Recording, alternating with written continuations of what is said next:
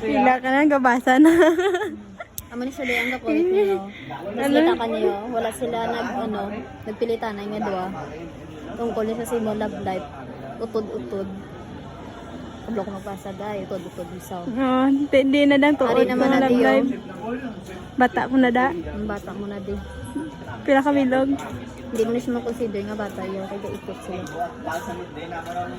Aralan yun. Ang gakuret. Ang gakurit lang. Isa lang garo bata mo. Iguro din yan. Magrinasod ko na lang. Gago, isa lang? O wala isa lang. Hindi na namadala. Wala. Tapos ang ari yun.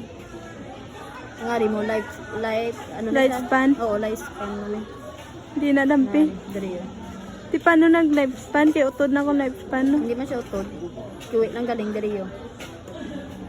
Ari ang health mo. Isa ka lang kita mo may tao ngayon mo niya. Health ko na. Hindi mo sa health. So medyo good health ka. Doon sa ka masakiton. Good health ka. Kaya tama hindi magmasak lang. Kama mo na dapat straight lang. Ako nga ninyo. Sakno ko na yung pasa mo. Ano na ang butilingon sa mga kurit-kurit sa kamot ko? May mga diniling. Sa mga kulit-kulit. Kung may ex ka pag diyo. Grabe may ex ka diyo. Kalain na sa. Di may ex man ko da.